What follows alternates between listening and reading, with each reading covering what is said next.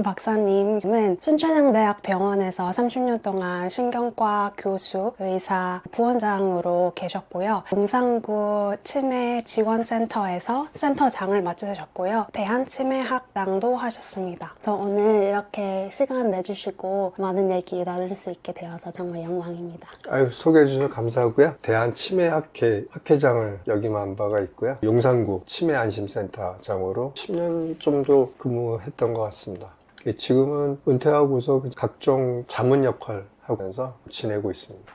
안 박사님의 네. 커리어와 예. 전문 분야에 대해서 여쭤보고 싶은데요. 의사로서 그리고 교수로서의 여정이 어떠하였는지 예. 먼저 말씀해 주시면 좋을 것 같아요. 제가 사실은 작년 2월에 퇴임을 했는데요. 의과대학교는 84년에 졸업했고 신경과 인턴하고 전문의 따고 8년에 군대 갔었고 또 제대해서 병원에 임상조교서부터 91년부터 근무를 했으니까 얼추 한 33년 정도 병원에 있었던 것 같아요. 제가 신경과라는 거를 정한 것은 그때 나이가 비록 30살밖에 안 되는데 고령사회로 될 것 같더라고요. 제가 이제 의사를 돼서 본격적으로 교수 생활을 할 때 당시에 처음 신경과가 개설됐었고 그런 시절이었거든요. 또 뇌 공부를 해보겠다는 생각도 있었고 아까 말한 고령사회 때문에 앞으로 신경과 질환이 많이 늘 것 같은 생각에 보통 우스갯소리인데요. 의사가 이제 갈 길이 두 가지 길이 있는데 하나는 개업가로 가는 방법이고 하나는 학교 가서 후학을 지도하면서 교수 생활하는 거.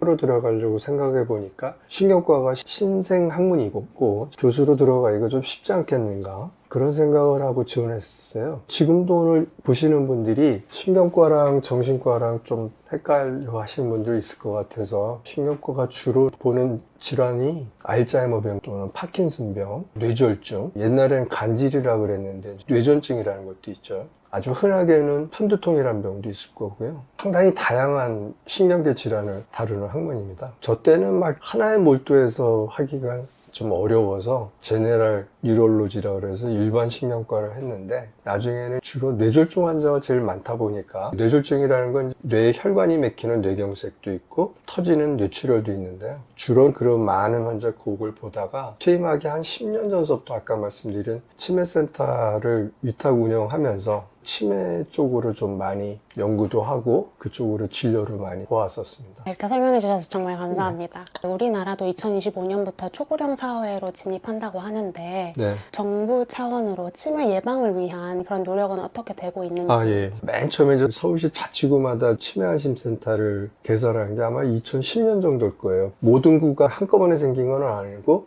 제가 속한 데는 용산구였었거든요. 그래서 그쪽 사업이 뭐냐면 새로운 환자를 빨리 발굴해서 중증으로 가는 걸 막기 위한 취지예요. 첫 번째가 선별검사를 많이 해서 치매 위험성 있는 사람을 빨리 찾아내는 게 주 임무였었거든요. 한 7, 8년 된 것 같은데 서울시에서 시작한 모델이 전국으로 확대됐거든요. 치매 예방 사업이랄지 모든 걸 그 치매 커뮤니티에서 어느 정도 되니까 병원 가는 경우도 있겠지만 치매센터에서 많은 걸 걸러주거든요. 선별검사를 하면 이 사람이 인지저하군인데 앞으로 어떻게 될지 그런 사람 찾아내서 치매 예방 교육 같은 거 하고 치매가 걸렸다고 생각하는 사람은 제가 근무했던 병원으로 환자를 전원시켜서 나라에서 굉장히 비용이 저렴하게 뇌촬영까지 다 해주는 거예요. 치매처럼 보이지만 치료 가능한 치매도 있거든요. 예를 들어서 어떤 감염이 있으면 또 치매처럼 보이기도 하니까 대사장애가 있으면 또 그럴 수도 있고 그런 걸 찾아내는 피검사 아주 필수적인 검사를 뇌촬영 포함해서 혜택이 골고루 가도록 돈이 꼭 많은 사람만 하는 게 아니라 돈 없는 사람도 그런 치료 혜택을 볼 수 있도록 약을 주게 되면 또 약값도 나라에서 지원을 해줬었어요. 그런 사업을 했던 거죠. 우리나라는 아마 전 세계에서 어떻게 보면 베스트 모델 같긴 해요. 딴 나라는 이런 식으로 접근하기가 쉽지 않거든요. 치매 영역에서는 이런 식으로 풀을 만들면 인지 저하자가 많이 늘게끔 하고 치매 환자로 가는 포션은 좀 적게끔 하는 게 치매센터의 역할이었기 때문에 아주 좋은 제도 같아요. 딴 나라 다 일일이는 모르지만 아마 북유럽이라 그러죠. 그런 나라는 이런 식의가 있다고는 좀 들은 것 같은데 그 외에는 미국 같은 데는 아마 이런 시스템은 꿈도 꾸기 어려운 거 아닌가 싶어요. 치매 예방센터 들어만 봤는데 그렇게 어떤 일을 하는지 자세히 알려주셔서 감사합니다. 기회 되면은 어르신들이 치매 예방 교육을 어떤 걸 하는지 한번 보시면은 더 좋겠죠. 네. 그럼 정말 좋겠네요. 근데 우리가 많이 알기로는 치매는 치유가 안 된다, 불치병이다 이렇게 알고 있잖아요. 네. 근데 아까 약 지원 이런 말씀도 하셨는데 네. 혹시 치매가 증상이 나아지거나 아니면 치유가 된 사례가 있나요? 치매가 아직까지는 아주 센세이션한 약은 나오지는 않았는데 수십 년 전부터 나왔던 약은 주로 뇌의 신경 전달 물질을 컨트롤하는 약물이 먹는 약으로 한 4가지가 있었어요. 그걸 이제 하나만 쓰든지 조합해서 2가지를 쓰든지 이랬었는데 그 약의 한계가 아주 일부 사람들인데 정신이 너무 좋아졌다고 하는 분이 있긴 있어요. 아무래도 신경 전달 물질을 그동안은 잘 안 됐던 거를 분비시켜 주니까 보호자가 이제 정신이 너무 맑아지셨다 깜짝 놀래고 하지만은 그런 경우는 상당히 드문 경우고 중증 치매, 독립적인 생활이 불가능해질 때까지를 좀 늦추는 역할, 그 약물의 효과는 그 정도였거든요. 우리가 재작년부터 이제 미국에서 치매 약물을 개발하는 거를 그동안 이제 너무 엄격하게 하다 보니까 제약회사에 이제 포기를 한 거죠. 암에 대한 연구는 돈도 많이 주고 허가도 빨리빨리 해주다 보니까 암 연구는 되게 발전되는데 치매 연구는 좀 안 됐던 건 사실이에요. 이렇게 하다가는 아무도 연구 안 할 거 아니에요. 최종 목표는 치매가 싹 없어지고 그럼 좋겠지만 암도 마찬가지잖아요. 지금 암도 치료되는 사람도 있지만 오래 살게끔은 해주잖아요. 치매도 그런 개념으로 생각해서 완화를 시켜줬다 그럴까요? 그 임상적 유용성에 대한 어떤 지표를 너무 까다롭게 하다 보니까 그걸 좀 열어준 거죠. 나빠지는 어떤 지표가 있다면 그런 지표만 개선돼도 우리는 허가를 해주겠다 하다 보니까 한 서너 가지 약이 미국 FDA에서 허가를 받은 약이 나왔어요. 우리나라도 실제 그 약이 작년에 식약처에서 허가를 해줬거든요. 근데 아직 그거를 보험으로 커버해 줄지 말지는 행정적으로 복잡한 절차가 필요한 것 같아요. 워낙에 약이 고가 약이고 대상자를 잡으려면은 상당히 좁혀서 잡아야 되나 봐요. 고가 약이니까 정말 필요한 사람한테 부작용도 또 만만치 않게 있어서 그런 여러 가지 이슈가 있어요. 완전히 좋게 해주는 약은 아니고요. 독립적인 생활을 역시 늦춰주는 거. 이런 임상 연구나 약물의 가격 이런 게 넘어야 할 선이네요. 그렇죠. 그러니까 약값도 되게 비싸고 검사도 너무 많이 해야 되고 해서 한 가지 약물은 원래 일본에서 만든 약이어서 일본에서는 상당히 현재 하고 있는 모양인 것 같아요. 그래서 저희 나라도 아마 빠르면 올해 안에는 될 것 같기도 하고요. 기대가 되는 바이고. 네, 요즘에 식습관도 달라지고 이제 수면의 질도 달라지면서 네. 젊은 세대들이 치매가 걸리는 경우도 있는지. 한참 전에 텔레비에 나온 연속극 주제가 그 젊은 이쁜 배우가 치매가 걸렸었어요. 정말 그렇게 젊은 사람도 걸릴 수 있느냐. 그래가지고 막 신문에 그 치매 관련 의사 선생님들이 나와서 충분히 그럴 수 있다. 근데 이제 보통 저희가 초록이 치매라고 그러는데 이제 65세 이하에서 생기면은 초록이 치매라고 하는데 이제 원인이 많겠죠. 유전적인 것도 있을 거고 다른 병 때문에 꼭 치매처럼 보이는 병도 있을 거고 사람들이 자기가 기억력이 깜빡깜빡만 돼도 이제 치매 생각하시잖아요. 그죠? 뭐 정말 그런지는 한번 병원 가서 검사를 해봐야 될 것 같고요. 아까 수면 얘기했었죠. 그 수면을 하게 되면 밤에 노폐물이 뇌에 나쁜 물질이 다 빠져나가는데 수면질이 안 좋으면 치매가 좀 오겠죠, 그죠? 요새는 수면 클리닉도 굉장히 많아요. 왜 못 자는지, 자다가 이상한 일은 없는지, 꿈도 막 사납게 꾸고 이상한 사람들이 많으니까 만약 자기가 불면증이 있고 잠의 패턴이 나빠지고 하면은 꼭 수면 전문가 만나가지고 뭐 치매를 떠나서 다 안 좋거든요, 그게. 그러니까 그거는 꼭 확인해 보시는 게 좋을 것 같아요. 젊은 사람들도 유전적인 그런 환자가 분명히 있으니까 아까 말한 그 4가지 약물 쓰고 새로 약 나온 거는 2개가 유망하거든요, 앞으로. 그래서 2가지 약물 아마 쓰게 되지 않을까. 나이는 잘 모르겠어요. 그게 대상이 될지. 항상 그 나이가 적으면 어떤 약을 안 되는 게 좀 경우가 좀 있거든요. 왜 그렇죠? 그 스타디 할 때 나이 젊은 사람까지 다 커버해가지고 연구하기가 어렵잖아요. 미국에서도 그렇고 우리나라도 그런데 허가 기준이라고 하는 거는 연구를 한 대상 연령을 가지고 하니까 만약 65세 이상만 연구했다 그러면 65세까지만 해주는 거고 50세 이상의 젊은 환자까지 다 포함했다면 해주는 거고. 그러면 우리가 치매를 예방하기 위해서 어떤 일을 할 수 있을까요? 예, 그 뇌를 자꾸 쓰라 그러죠. 환자들이 뇌를 쓰라고 그러면 화토 있잖아요. 우리나라 어르신들 화토 띄는 거 있잖아요. 그런 거부터 얘기하는데 그런 건 아닌 것 같고요. 예를 들어 바둑 같은 건 좋겠죠. 뇌를 쓰니까. 나쁜 거는 안 해야 되니까 금연, 금주, 또 먹는 거는 이제 좋은 거 먹어야 되겠죠. 뭐 최소한 이제 나쁜 음식은 좀 안 먹도록 하는 게 중요할 것 같고 사회 활동은 해야 될 것 같아요. 저도 작년 2월에 퇴임하면서 전 세계가 다 똑같지만 보험 설계 때문에 다 65세로 돼 있는데 저도 65세가 넘으니까 이제 사회 활동을 계속 해야지만 뇌를 쓰는 거니까요. 사회 활동은 굉장히 중요한 것 같아요. 외로우면 안 되거든요. 그냥 사람 많이 만나야 됩니다.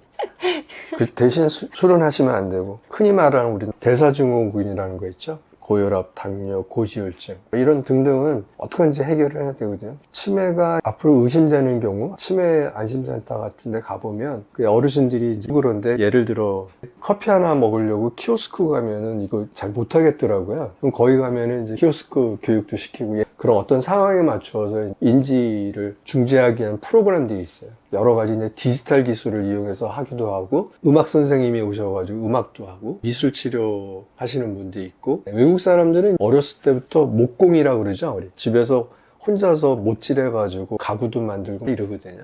목공을 저희도 시작을 한번 해봤던 기억이 나는데 되게 좋아하시더라고요. 그러니까 그런 게 다 좀 뇌를 쓰기 위해서 오감을 다 자극하는 걸 하거든요. 아까 수면에 대해서 말씀해 주셨잖아요. 네.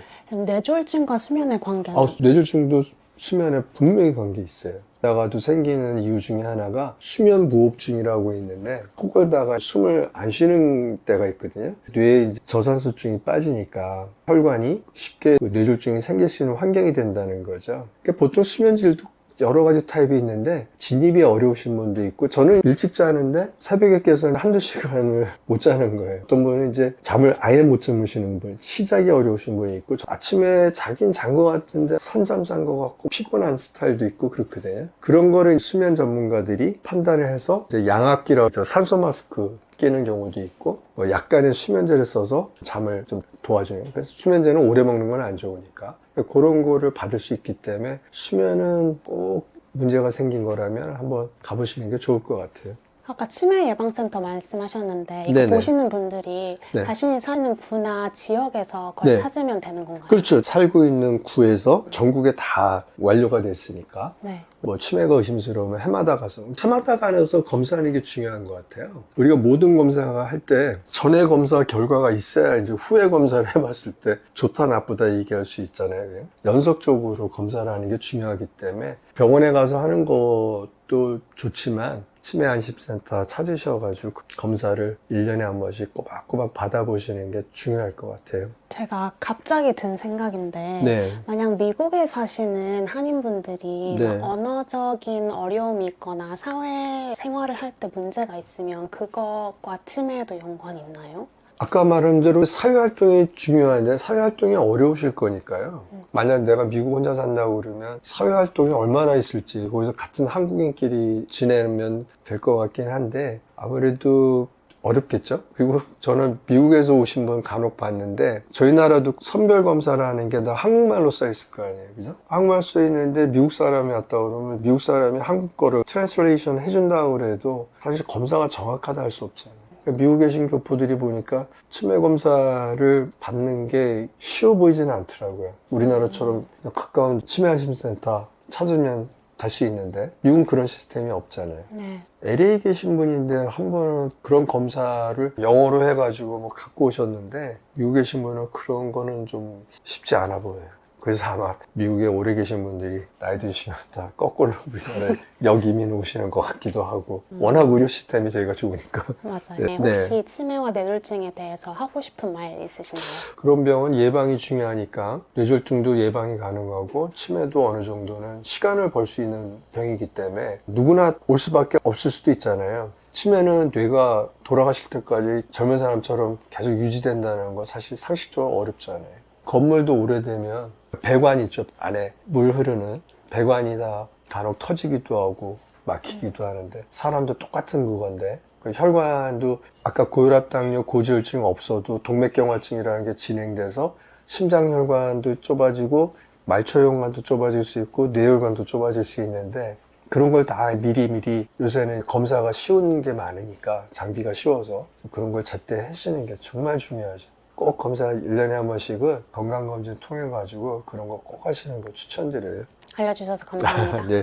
요즘 우리나라에서 굉장히 관심이 많은 의대 증원과 의료 대란에 대해서 2024년 2월에 정부에서 2,000명의 의대생을 늘리겠다, 지원하겠다라고 하고 그때 레지던트들이 많이 나가는 그런 사건이 있었잖아요. 지금까지도 거기에 대한 여파가 남아있고요. 거기에 대한 그 전 순천향대학병원의 교수님으로서 어떤 생각을 가지고 계신지 궁금합니다.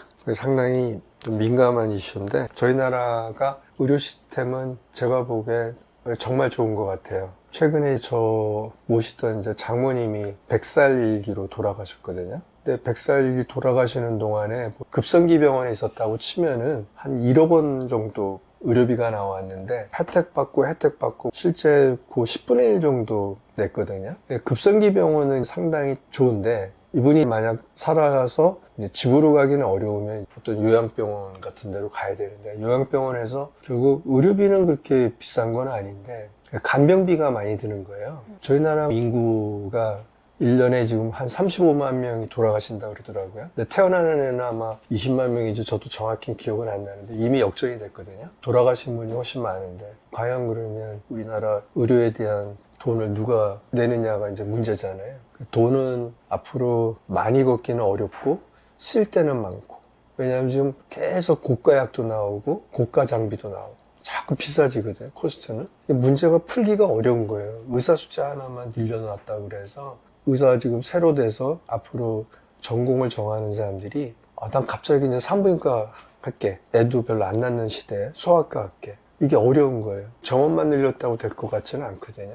그런 과에 대해서 필수 의료과라고 얘기하는데 이제 필수 의료과에 서포트를 많이 해서 정말 아기가 좋고 산부인과가 좋고 예를 들어 신경외과 이렇게 어려운 과 같은 경우 하는 사람이 많아져야 되는데 정원만 늘린다고 될 건 아니고 정원 늘리면서 서포트가 돼야지 될 것 같아요. 이야기를 정리하면 우선 돈 문제가 하나가 있고 누가 돈을 과연 커버할 거냐. 젊은 사람이 돈을 내줘야 나이 든 사람이 할 수 있는데 자꾸 나이 든 사람 많아지고 젊은 사람이 없으니까 그런 문제. 그 다음에 과 간의 불균형이라고 그럴까요? 필수 의료과를 많이 지원할 수 있게끔 그러니까 정원도 늘리고 그런다면 조화롭게 정책이 됐으면 좋겠어요. 민감한 이슈에 대답해 네. 주셔서 정말 감사합니다. 저도 여쭤보면서 네. 좀 고민을 했는데 네네. 그리고 필수 의료과를 말씀하셨는데 네. 필수 의료과라는 게 수술을 하는 외과나 말씀하셨던 산부인과, 소아과 아니면 네. 심장과 이런 거잖아요. 그렇죠. 예. 흉부외과라고 하죠. 네. 예. 소위 말해서 너무 힘들고 보상은 충분히 못 받으니까 이제 그런 과에다 안 하려고 하는 거죠.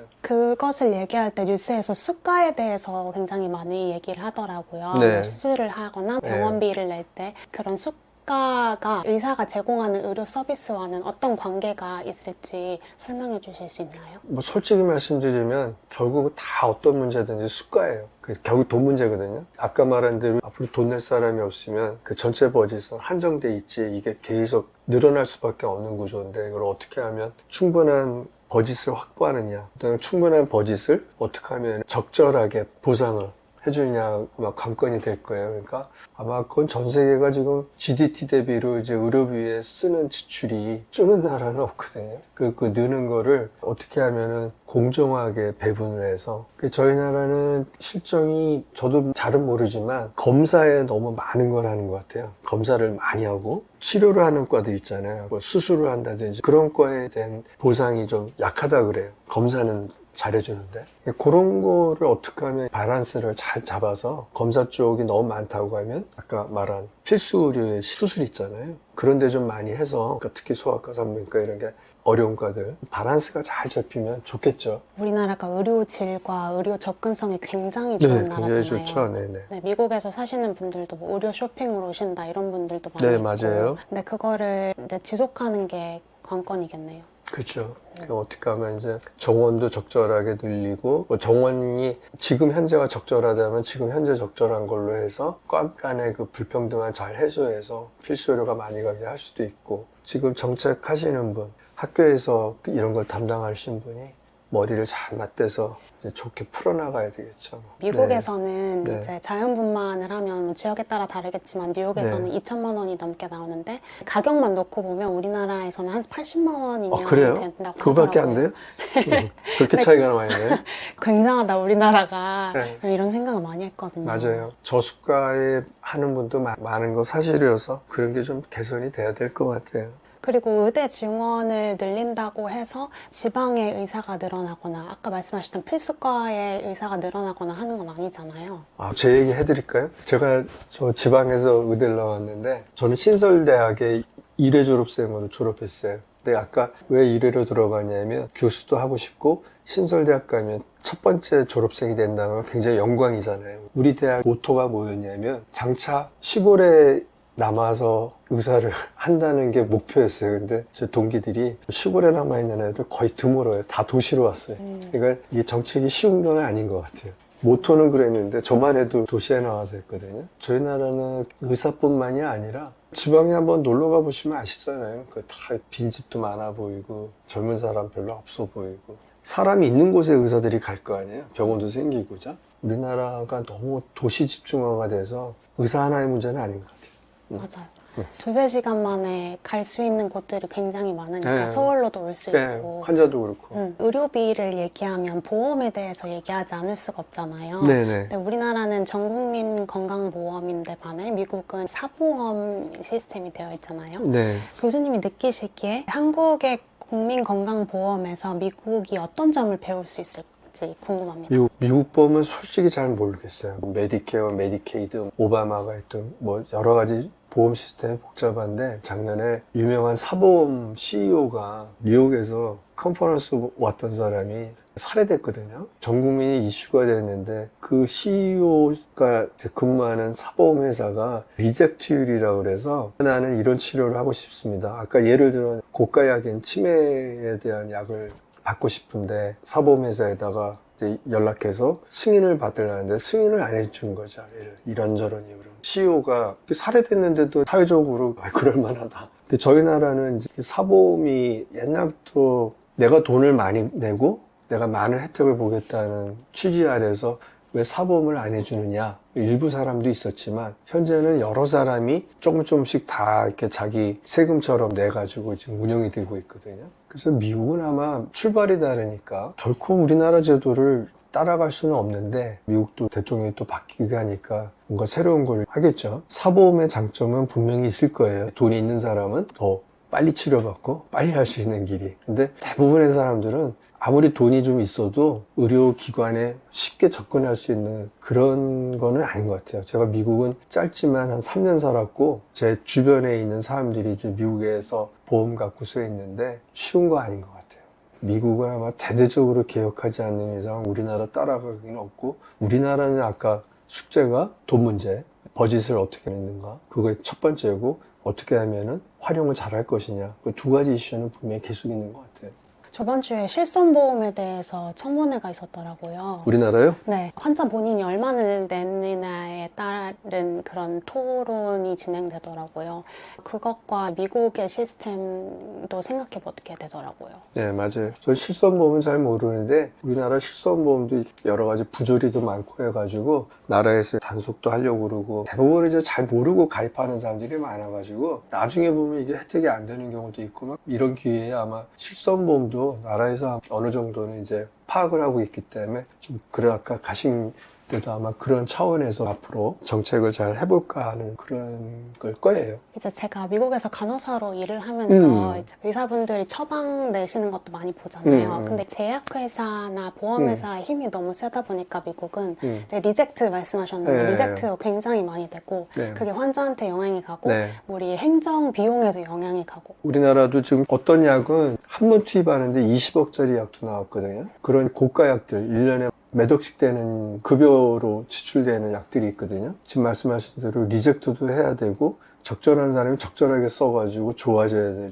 되는 거잖아요. 보험이니까. 우리가 내는 돈으로 커버되는 거니까. 그래서 그 고가약 관리도 지금 현재 의사들이 대상을 잘 맞춰서 하는지 그런 것도 나라에서는 아마 모니터링 하려고 그러는가 봐요. 사후 관리라고 그러죠. 정말 이렇게 맞춰서 충분히 효과가 있어서 20억 뭐 1년에 몇 억씩 한 사람한테 투입되는 비용이 과연 맞는지, 앞으로 이제 새로운 사람한테 줄 때는 또 어떤 사람을 주고 안 주고 이런 거, 그런 게 고가역 관리가 굉장히 중요해진 시대가 됐어요. 이제 팔로업에 대해서도 말씀을 하셨고 예방에 대해서 네. 이제 말씀을 하셨는데 네. 이제 미국의 문제점 중에 하나가 예방보다는 치료에 중점을 굉장히 많이 둔다는 거예요. 근데 교수님이 느끼시기에 대한민국의 의료 체계는 어떤 점을 중요시 생각하고 있는지 궁금합니다. 그러게요. 의사들이 예방에 대해서 많이 하는 것 같지는 않고요. 아까 치매센터는 분명히 예방을 위해서 약물과 함께 인지중재 프로그램 있잖아요. 오감을 만족하는 그런 게 있는데, 그 나머지 병은 사실 예방하는 병이 막연하잖아요. 그죠? 그러니까 뇌졸중이나 이런 거는 되는데, 나머지는 쉽지는 않은 건 사실인 것 같아요. 우리나라는 이제 시스템이 좋은 거는 이제 1년에 한 번씩 건강검진을 전 국민을 다 해주잖아요. 나라에서. 그게 예방 아닐까요? 맞아요. 나이에 맞춰가지고 암도 빨리 검진하라고 하니까 이제 그게 아마 예방의 하나일 수도 있잖아요. 오늘 이 시청하신 분들은 나이가 젊건 나이 드신 분이건 간에 1년에 한 번씩이든 2년에 한 번씩 꼬박꼬박 건강검진 챙겨서 미리미리 초기의 병을 이제 치료하는 게, 그게 아마 예방이지 않을까 싶어요. 마지막으로 교수님이 하고 싶은 말씀 있으신가요? 추천드리고 싶은 거는 우리가 ICT라고 하는데 인터넷을 이용한 거 있잖아요. 디지털 기술. 그 정보통신 기술을 이용해서 요새는 이제 많이 하거든요. 아까 수면질도 애플워치 하나 차면 다 나오지 않아요? 그렇죠. 예를 들어 심박 수고 뭐 그런 이제 시기가 됐거든요. 센서 기술이 워낙에 발달해서, 그래서 앞으로는 사실 우리나라도 그렇고 미국도 그렇지만 그런 디지털 기술, 정보통신 기술 이용해서 의료 기술에 들어와 있는 것들, 특히 이제 요새 AI 하잖아요. AI 같은 것도 어떻게 하면 바람직하게 지금 의료 체계에서 AI 역할 같은 거 너무 지금 하루가 다르게 발전하니까 네, 그것도 중요한 것 같아요. 네, 시간 내주셔서 아유, 감사합니다. 감사합니다. 감사합니다.